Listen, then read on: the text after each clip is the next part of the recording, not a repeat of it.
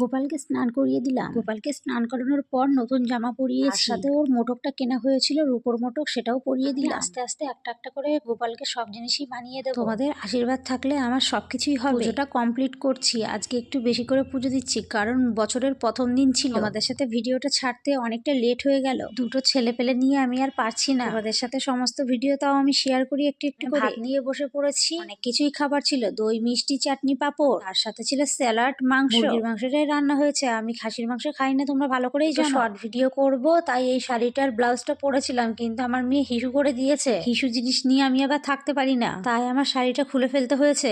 এতগুলো জামা কাপড় ছিল, সেগুলো ভাঁজ করব, অনেকগুলোই কাছাকাছি করেছি, সেগুলো ভাঁজ না করলে হবে না। গোছানোর পর তোমাদের সাথে অবশ্যই ভিডিও আবার শেয়ার করব। অবস্থাটা দেখো, একদম এলোমেলো হয়ে আছে। কাচের এই জিনিসপত্রগুলো আমার অনেক দিন ধরে সাজানোর ইচ্ছা ছিল, তাই আমি সাজিয়ে রাখলাম। তোমরা অবশ্যই কমেন্টস করে জানিও।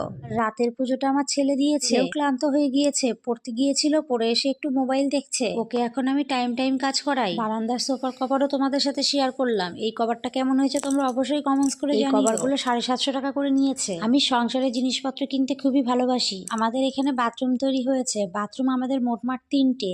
ওই ঘরেও একটা বাথরুম আছে, বাইরেও একটা বাথরুম আছে, ঘরের এই ঘরটাও একটা বাথরুম আছে। বাথরুমেই আমরা শাওয়ার থেকে শুরু করে ট্যাপ থেকে সমস্ত জিনিসই লাগাচ্ছি। যার যেটা ইচ্ছা সে সেটাই ব্যবহার করবে। রান্নার জায়গাও আমরা দুটো করেছি, খাওয়ার টেবিল থাকতে আমরা নিচে বসে খাই। তোমরা অনেকেই ভিডিওতে হয়তো দেখতে পাবে। ঘরটা ফাঁকা করে এরকম করে সাজিয়েছি, ঘরটা একদম ফাঁকা করে দিয়েছি। দেখো আর একটা সোফার কভার তোমাদের সাথে এটাও শেয়ার করলাম, এটাও 750 টাকা নিয়েছে। তোমরা অনেকেই দাম জিজ্ঞাসা করবে, তার আগেই আমি বলে দিলাম অনলাইনে তোমরা চেক করে নিতে পারো, অনলাইনে খুবই সস্তা।